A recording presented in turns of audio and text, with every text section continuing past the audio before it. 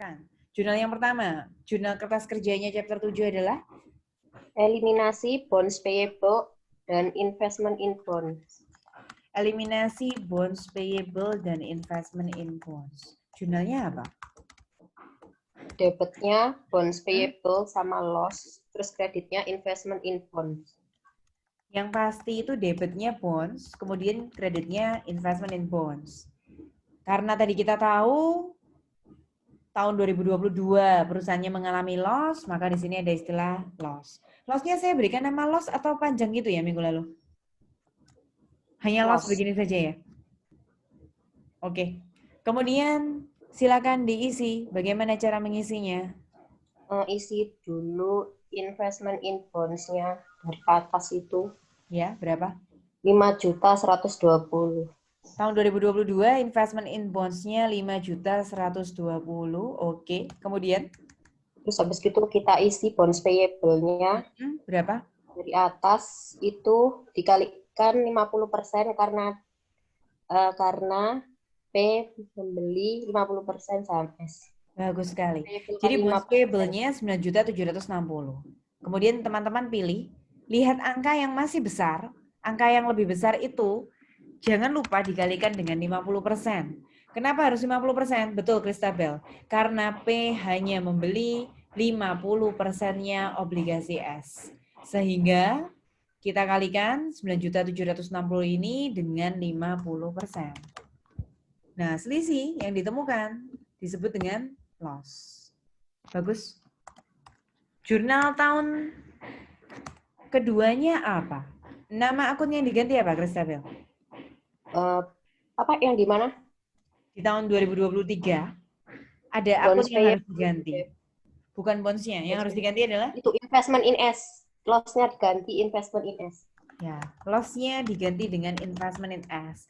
Nah, minggu lalu kita hanya seperti ini ya. Saya flashback, saya tunjukkan downstream. Nah, gain-nya diganti jadi investment in S. Perhatikan, karena hari ini kita sedang bekerja upstream, ingat ini. Upstream NCI. itu investment akan selalu ditemani oleh non-controlling interest, NCI. Tapi cara mengerjakannya sama. Mari kita praktekkan lagi, Kristabel. Bonds payable untuk tahun 2023. Silakan dicari. Yang dari atas itu. Iya, berapa? Sebut. 9820. Dikalikan 50%. Nah, sebentar ya. Kita pura-puranya masih belum tahu. 9820, kemudian investment in bonds-nya 2023 berapa? Investment in bonds tahun 2023. 5090. Nah, pilih yang lebih besar. Yang lebih besar yang dikalikan dengan 50%. Kemudian selisihnya berapa? Kita hitung di sebelah kanan ya. Selisihnya, 180. kalau downstream, 180.000-nya hanya untuk investment in S. Karena ini upstream, bagaimana hayo cara mengalokasikan? Kaliin 90%. Bagus sekali. Yang investment in S. Kenapa kok kali 90%? Karena yang dibeli 90%. Karena P memiliki 90% akuisisi perusahaannya S. NCI minoritasnya, kalau kita beli 90, berarti orang lain ada yang memiliki sebesar 10%. Bagaimana cara mengalokasikannya? Berarti investment in S 90% kali 180. 180, NCI 10% kali. 180. Oke, bagus sekali. Bagus, Kristabel. Seperti itu caranya. Ini yang Eliminasi masih chapter 7. Eliminasi apa lagi? sebentar Bu. Ini Kalau harus dari chapter 7 dulu kan ya Bu? Harus. Eliminasi interest, expense, dan revenue. Siapkan catatannya, coba dilihat apa jurnal eliminasi interest, expense, dan interest revenue. Eliminasi interest expense dan interest revenue, debitnya adalah Interest revenue. Interest revenue, kemudian kreditnya adalah Interest expense sama loss. Bentar. Kalau loss itu ada di sebelah mana? Debit atau kredit? Di debit. Debit. Jadi loss-nya di debit. Kemudian Sofia, interest revenue 2022. Silakan dijawab. Sebentar. interest revenue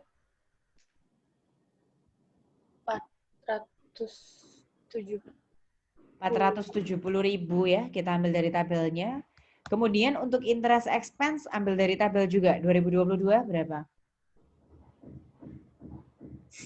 1.060.000. 1.060.000. Kemudian lihat angka yang lebih besar yang mana? Kalau yang lebih besar 1.060.000 berarti angka tersebut yang harus dikalikan. Masih ingat tadi dikalikan dengan? Dengan persentasenya. Persentase apa itu? Persentasenya persentase stated. Wah, bukan. Tumben Sofia, ini belum dibaca lagi. Lanjut, habis gini, karena sekarang tanggalnya 12, ada yang NIM belakangnya 12 nggak setelah Sofia? Bukan dikalikan dengan stated loh, dikalikan dengan? Kalikan dengan... Di sini tadi ada apa? Nah, di sini tadi loh. Ada persentase kan tadi? Iya. 50%. 50% itu apa berarti? Ayo tadi. Obligasi. Apa 50% tadi Vanessa? Obligasi. Beli obligasi. Ya, beli obligasinya itu hanya 50%-nya. Jadi, nggak beli semuanya. Obligasi itu dibeli hanya 50%-nya. 50%. Nah, setelah kita selisihkan seperti ini, Vanessa, nah itu ketemu namanya loss. Ayo Vanessa, kita lanjutkan jurnalnya Sofia tadi. Apa yang diganti namanya untuk tahun depannya? Apa akun yang diganti namanya? Perhatikan di atasnya itu sudah. Apa yang harus diganti namanya? Investment in SK. Menggantikan apa? NCI. Investment in S itu menggantikan apa? NCI? Bukan. Loss. Investment in S itu menggantikan loss. Nah, kalau ini downstream, hanya begini saja jurnalnya. Tapi karena ini upstream, maka investment in S itu harus selalu ditemani dengan NCI. Seperti itu ya. Iya. Interest revenue-nya kita ambilkan dari atas lagi, saldonya selalu sama ya, tahun demi tahun. Berapa interest revenue tahun 2023?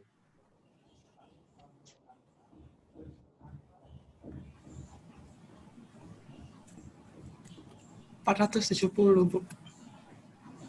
470 ya. Kemudian Iya.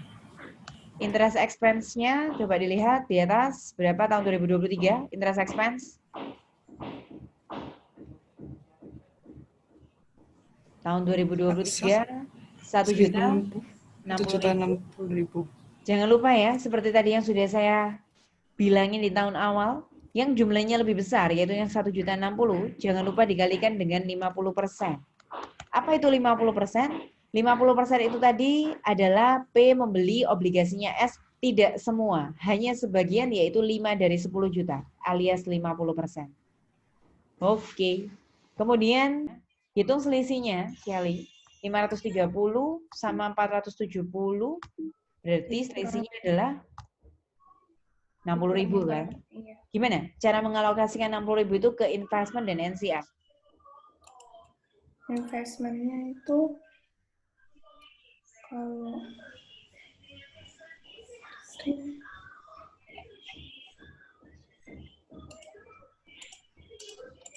Investment in S itu diisi dengan kepemilikan P, memiliki S-nya berapa persen? 90% sama 10%.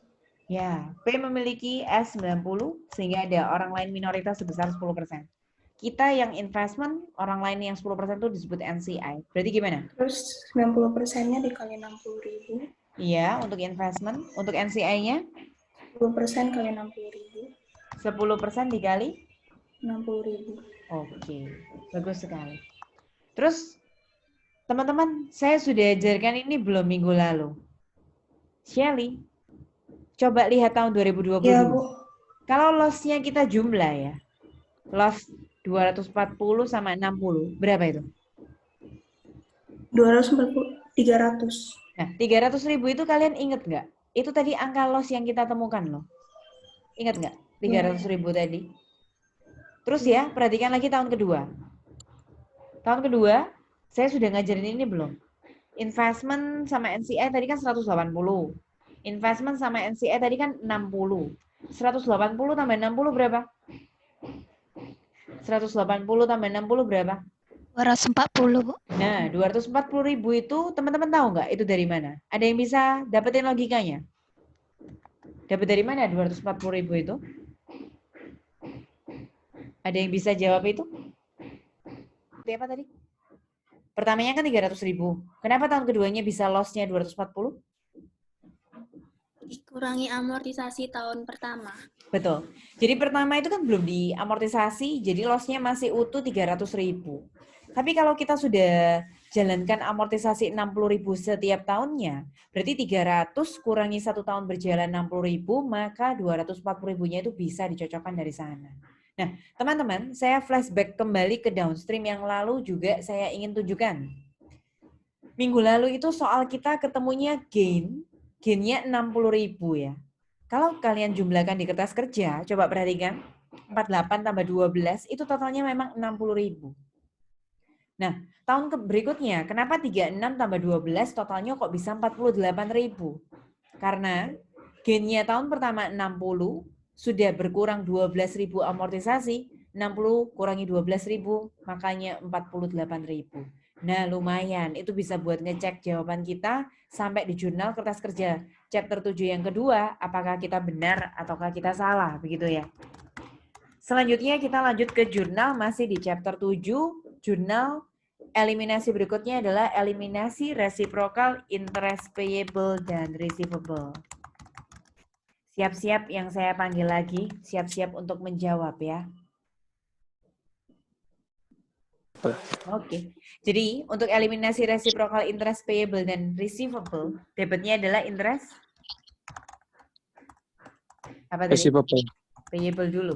Interest Payable. payable, kemudian interest receivable. Teman-teman kalau mau tahu ya, kenapa kok payable pasti di debit ya? Karena payable itu hutang. Hutang itu kredit, dieliminasi debit. Receivable itu Ya. aset. Kalau dieliminasi, pindah di kredit. Nah, lihat ya, seperti downstream yang lalu, selalu jadilah sisi pembeli, Feral. Sisi pembelinya minggu lalu itu S. Kita nanti pinjam angkanya dari bunganya sisi pembeli.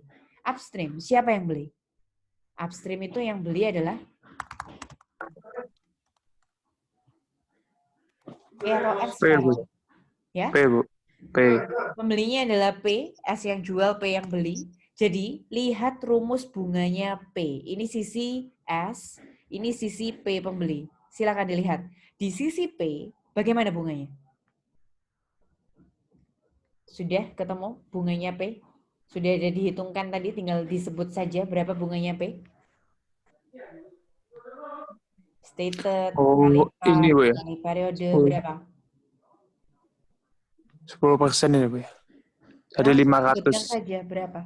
500.000. Tidak, setiap bunganya itu Oh, 250.000 dulu. Oh iya. Kenapa ya, kok tadi ini nyambung sama pertanyaannya Sofia, minggu lalu saya ingat Sofia. Jadi ini kenapa kok teman-teman harus buat 250.000? Ya ini gunanya. Yang dieliminasi itu setiap kali bayar bunga itu 250.000. Lah, terus kok tadi ada angka 500? 500 itu kalau saya tanya 1 tahun 2 kali, bunganya dikali 2 jadi 500.